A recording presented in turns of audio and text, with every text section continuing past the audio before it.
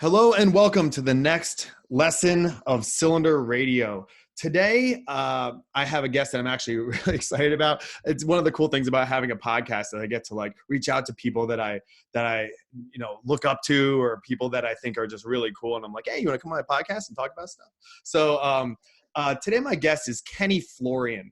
If there's any people who are familiar with the sport of MMA or the UFC or anything like that, then you don't need any introduction. But we're going to talk about fighting is going to be the cylinder that's going to be up for discussion today. The concept of fighting as a metaphor and in a very literal sense. So for the people who are listening, I have a kind of a wide audience, Kenny. Can you just introduce yourself? Tell us a little bit about what your background is and why you would be, I try and get an expert in all different things. When it comes to fighting, you might be considered an expert.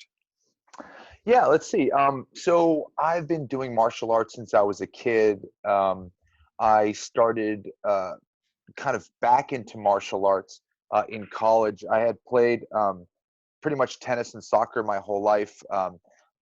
Played more seriously, soccer kind of in the Massachusetts area, and traveled all over the world playing soccer, and played at Boston College where I graduated. And it was in college where I kind of reconnected with martial arts. I had seen this thing called the Ultimate Fighting Championship, and at the time it was pitting different martial arts against each other. And I found it fascinating because it was always a conversation that I had with me and my brothers. I'm one of six, and we'd always kind of wondered what martial art is most effective, and what we're doing an actual effective way of defending ourselves. How would we do against a professional boxer, a wrestler? And the UFC seemed to kind of go out and answer a lot of those questions.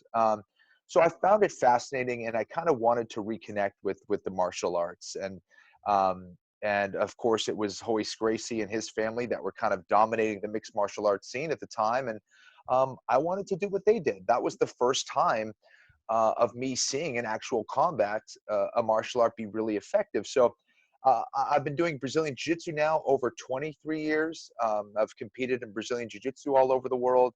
And then I believe it was like 2003 or 2004 where I started my mixed martial arts career, where my goal was, okay, I've competed in Brazilian Jiu-Jitsu against other practitioners. How would I do in an actual fight against another trained martial artist? It was something that always fascinated to me. It was fascinated me. I was always really scared about that prospect, and felt that I kind of needed to run towards that instead of run away from it. So I decided to just kind of test myself in that realm. Ended up doing well for a few fights, and Dana White happened to be at one of my fights and told me about this show called The Ultimate Fighter. I ended up competing on the show. It was a weight class that was far above my weight class, but I competed anyway. I got to the finals of the show and was offered a contract with the Ultimate Fighting Championship, and competed for them for about 7 years. So since then, I retired in 2011. Since then, I've been a mixed martial arts analyst and commentator for the UFC. And so I've always enjoyed breaking things down and really learning about martial arts. And I've always tried to have a different perspective on martial arts and its effectiveness. And I always try to question, what are we actually trying to do here when we're exchanging punches or throwing a combination? What are we actually trying to do when I'm doing something like passing somebody's guard? What are the true concepts at play? What are the most efficient ways of going about doing that? I still think we have so much to learn about combat in general, and that's what's kept me so interested and why I enjoy studying martial arts. Yeah. Martial arts is so important. I did like karate when I was a kid, got a black belt in Tang Sudo, which was almost worse than learning nothing because it gave me a false sense of ability. But then when I was in my late 20s, then I got into jiu-jitsu and a little bit of boxing and Muay Thai. And I promote it over and over and over again. I mean, you're the third martial artist that I've had on, one talking about teaching, one just talking about violence in general, but it's something that I promote often. But when you say I saw this, and you were interested in martial arts, I think a lot of people I'm 38. I think we're relatively, similar in age. Like, Mm-hmm. it would be like, who would win, Steven Seagal or Jean-Claude Van Damme or Chuck Norris or Jeff Speakman? Like, I knew them Right. all, and it's like, who would really Exactly. win? And then when it came out in the UFC, it was like, oh yeah, you just grab people and you can choke them and stuff like Right. that. But most dudes watch that, like who are our age, they watch that and they go, oh, that's awesome. Most people did not go, I'll do that. So Right. like, what is it? Like, the reason that I did Tang Soo Do from the time I was probably in like second grade until I was in, like 16 or, halfway through high school, but it was non-contact. Like, I didn't want the idea of getting punched in the face was so terrifying. And like, I wasn't tough. Did you grow up street fighting? Was this something that was like Right. deeply in your like, I'm just looking for fights Oh type man. of thing? It's so funny because I was such a sensitive kid. I was like, I did not like the prospect of getting into a fight. I didn't really like roughhousing too much. Every once in a while with my brothers and stuff like that, or having a fun time, but never in a serious way. I just didn't like that. It scared the hell out of me, to be honest. And you know, I I grew up in a small town outside of Boston that was really quiet, not a whole lot going on. My father was a cardiothoracic surgeon, and my mom was always busy with all the kids that were in the house, and I felt like I needed to be challenged in some way, and I felt a calling towards the martial arts. I started karate, I think, when I was like 8 or 9 years old, and for whatever reason, I felt such a strong spiritual connection to the martial arts. I felt like the whole world had stopped, and I was learning this magical thing. Whether it was any good or not, to me, learning the martial arts was giving me, I don't know, this kind of spiritual connection. I always felt a calling to it, and it was the exact same thing when I did Brazilian Jiu-Jitsu. I felt, I was completely obsessed with it. And I always missed martial arts, throughout that time. And I felt like I came to a point in my life where I needed to really approach my fears. And I wanted to build myself up from the inside out. And I feel like the martial arts is a very real way of doing that. You have to constantly assess who you are, where your weaknesses are, where your strengths are, and how you go about fixing those things.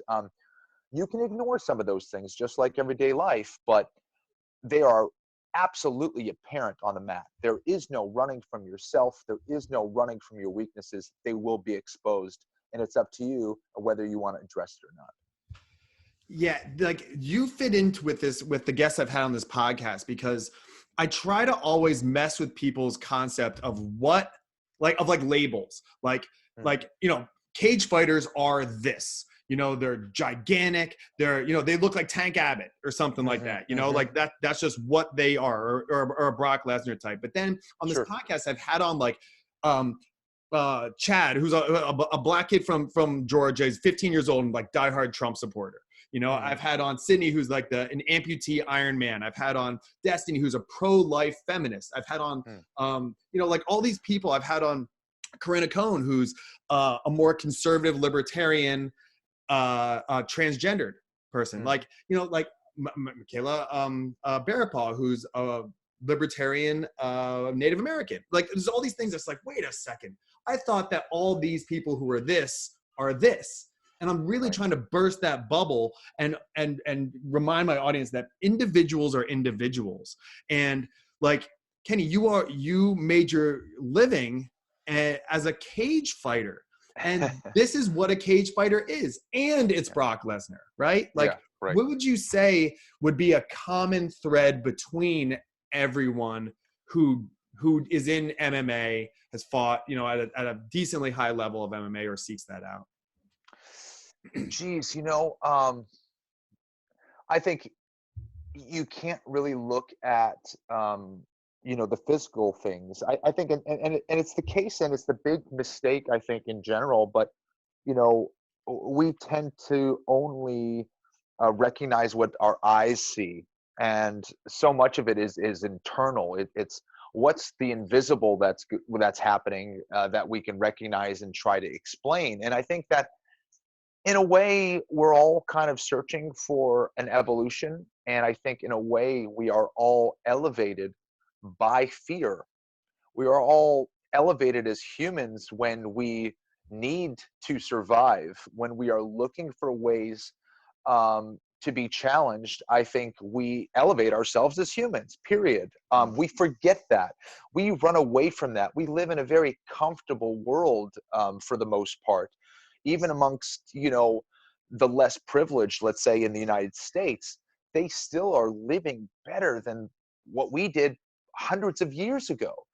We have refrigerators to refrigerate our food, a luxury that we didn't even know anything about. We have the ability to get food whenever we want. We don't need to hunt to go get it, right? The majority of people in the United States don't need to do that. We can order our things on Amazon. We don't even need to leave our house to get things delivered to us. I don't even these days need to, for a lot of people, interact with other people to do our jobs or to live our lives. Is that great? Or is that making us weaker as a society? And is that making us weaker as individuals? I find that stuff kind of fascinating. We think that in some ways we are getting more technologically advanced, and that means success and excellence for everybody. But it also could be hurting us in certain ways. And we need to find a balance and understand how we can live our lives in meaningful ways, with technology, and also not lose all those amazing things that make humans so cool. Yeah, it's so interesting how these threads come up over and over and over again. The importance of responsibility comes up whenever we talk about social issues and stuff. And then the need for struggle is something that comes up over and over and over again when we break down these ideas that, I love like Steven Pinker's book, about how things have never been better, just like you said. And, someone who lives below the poverty line is living far better than kings and queens a couple hundred years ago. But so things have never been more comfortable. Things have never been quote unquote better, yet people are really struggling. They're struggling with anxiety and depression, Yes. suicide, mass shooting. All of these things are higher than they've ever been. So what's going on?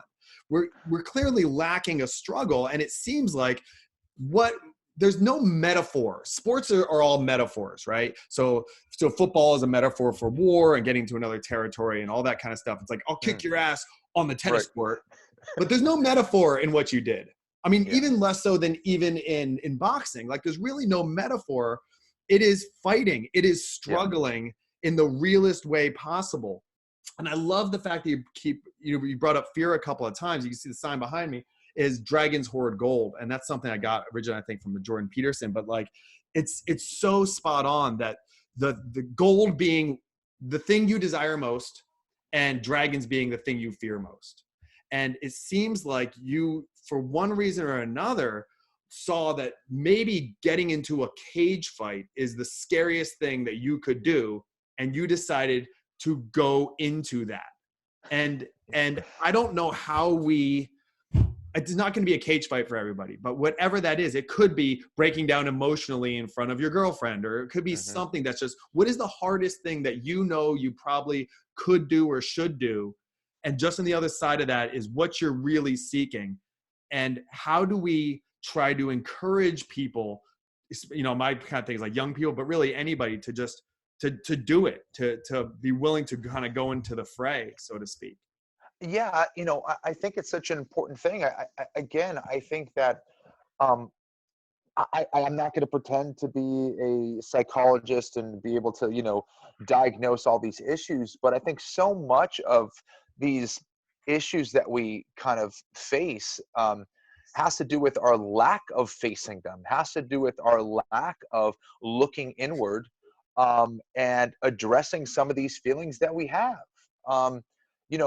We are living in a very fearful society, and we're not addressing them, and we're not being real with our concerns in a lot of ways. And I'm not sure how you feel about bullying in a lot of ways and things like that, but even with something as bullying, which is, it could be really awful on someone, I think that's when running away from that in some way, shape, or form only makes the problem worse in some ways. And and having someone else come in to save the day in a lot of ways makes it worse. I'm not saying that they have to go and challenge the bully, but in a way they have to face those fears and stick up for themselves at the very least, to show themselves that they are worth sticking up for and that they can actually do it. And I mean that in a lot of different ways. The things that we fear, it doesn't necessarily mean that we have to go out and do everything that we're scared of, but we need to understand that we are way more capable. We are way more capable. And sometimes our physical body reminds us of those things, whether it's pushing through to do a workout, or, participating in a martial arts class, something that really you were fearful of, or I think there's a variety of ways of doing it. Reading that book that you don't want to read, or whatever it is, those are the kind of things, and overcoming those struggles, I think, is huge. And it happens step by step. And we can't just start, some huge struggle or start some huge challenge straight off the bat. There are a series of things that allow us to do this. And I think we need to remind ourselves that struggles and falling on your face sometimes is really, really good for us to understand ourselves, and also understand that we can overcome. We truly can. You just have to believe. That's what I think true faith is. It's belief in oneself. Yeah. So for some people, going out and confronting the bully and fighting back is not scary, and one of the things I bring up to my class, curious what you think about this. I feel like it kind of holds up, is the difference between cowardice and bravery. And I think that what it is you have two things. You have fear on one side, and then on the other side of fear is what you believe to be right or good, the right thing to do. And a coward chooses the fear over what they believe to be right. And the only way to be brave is to have fear. You can't be brave without fear. And I was saying to them, because my 5-year-old is a really sensitive kid, and I have him in jujitsu and everything like that. He loves it. But part of what I know that he's a sensitive kid, so I'm trying to get him to recognize, like, buddy, you can't be brave unless you have fear. It's a superpower. The bravest guy is going to be the one who was most scared and did it anyway. And I think it's important for people who are sensitive or have a lot of fear in their lives that, like, you have the capability to be really brave. And, someone who's not scared at all to make that walk that you made so many times, to get in that cage, that are just like, I'm not scared at all. I'm ready to go. This is what it is, blah, blah, blah, blah. They don't necessarily have the same bravery as someone who's terrified and is doing it because they believe that it's the important thing to do or the right thing to do. Will, I would say you're spot on. And I would also go on to say that sensitivity is actually a superpower in a lot of ways, because of, especially in regards to something like grappling, where it is so needed. You need to feel your way through a position and feel your way, to understand how to overcome a certain grappling situation or any kind of situation. That's life making you aware of what it is. Now, I would go even one step further in regards to fear, that I learned a way to actually utilize fear to propel my senses to become that much more aware of what I needed to do. So now I'm at a point where I become hyper focused and hyper aware when I do get in a situation where I need to compete or I need to fight.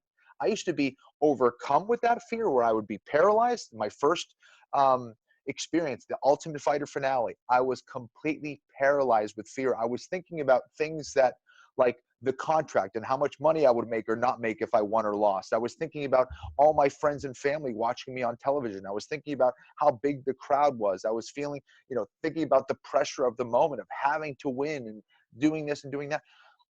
I was overcome with fear. Now, by the end of my career, and as I, compete in jiu-jitsu tournaments now, it actually now heightens me. I become more calm, more aware, and I tune in to the present moment that much more now. So I've completely flipped that whole idea of fear, and I've utilized it to fuel me in a weird way. Well, it makes sense evolutionarily, right? I mean, that's why your hands get sweaty and your heart rate starts pumping, your eyes dilate. Like all of that fear is to get you ready to fight off that saber-toothed tiger or whatever Yes. is coming. So if I think just putting it out there for people listening, like if you understand the biology behind fear, that it's in us to serve us, then maybe what we were saying, Kenny, will apply. If you like, you can kind of steer it the way that you're talking now. It's very difficult to do. You have to do that. You know, it's a process to learn it, but maybe framing that could help. The another question I have for you is like, you're not necessarily like people don't know you. You're not like an intimidating figure when you walk down the street. Right.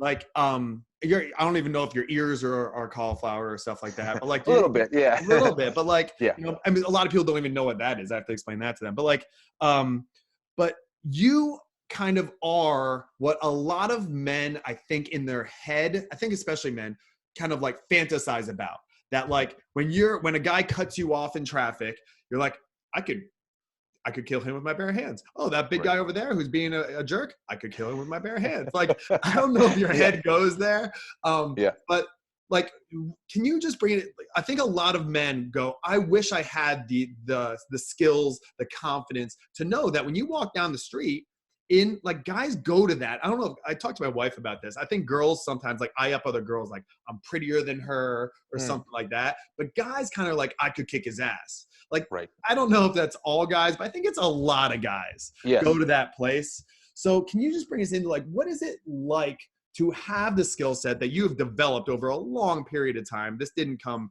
easily to you, I'm assuming. So just what is it like to kind of walk around with that mentality that like you are able to defend yourself, for lack of a better term?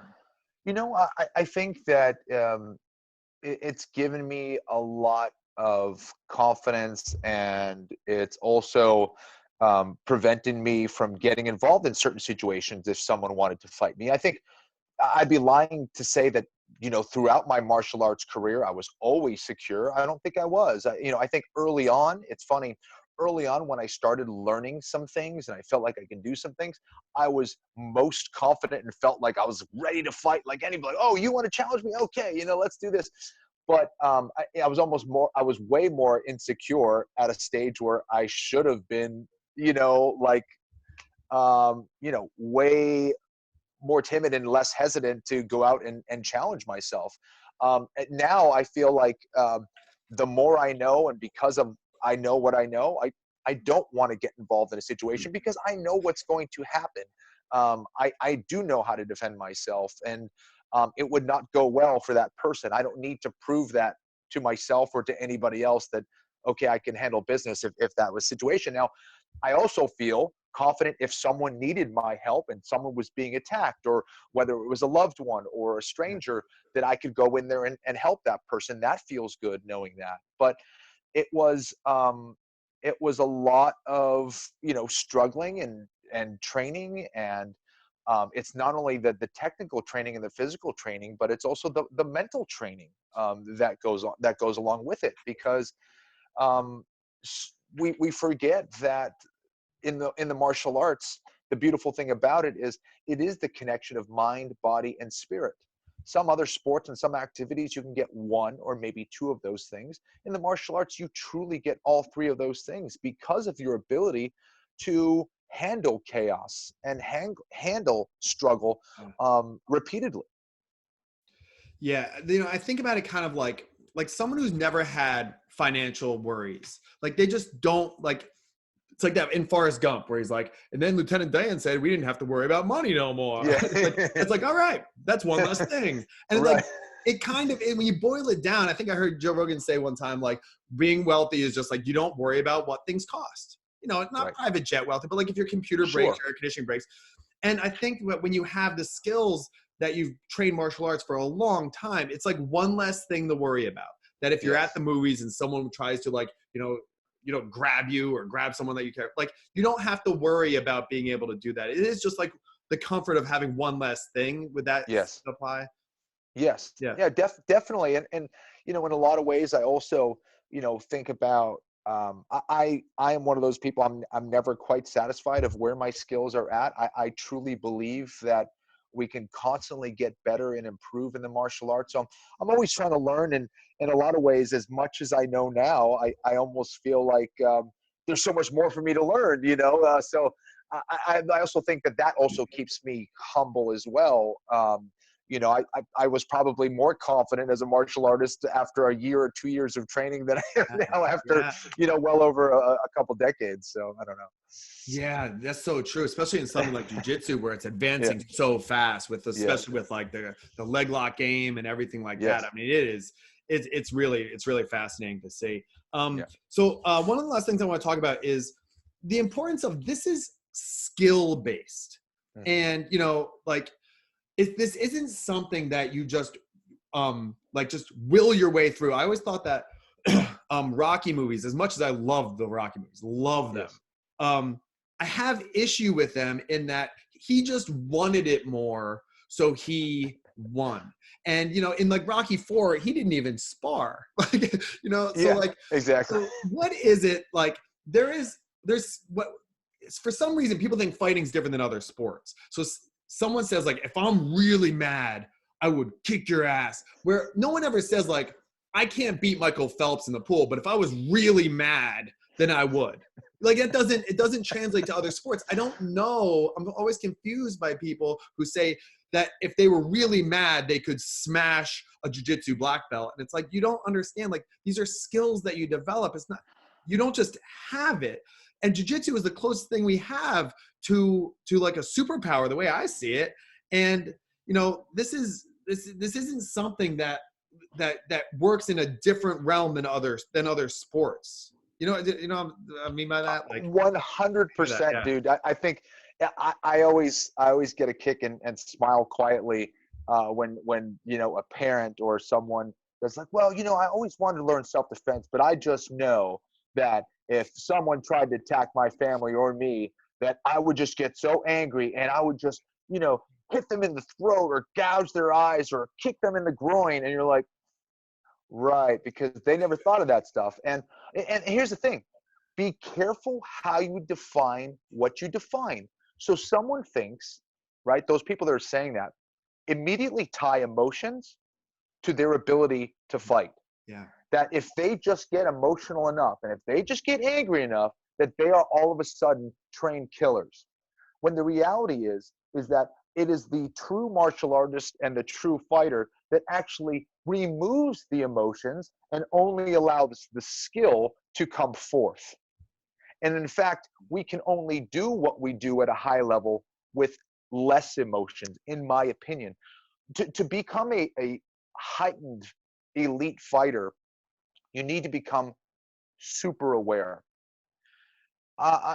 When we get in an argument, let's say with our wives or with a friend or whatever, and it might be a heated discussion or whatever, if we get overly emotional, we tend not to have access to those key words or key phrases that we have to make our point. Sometimes we say a lot of stupid things when we're overly emotional. yeah, Our brain is overtaken by that, and we don't have access to those things.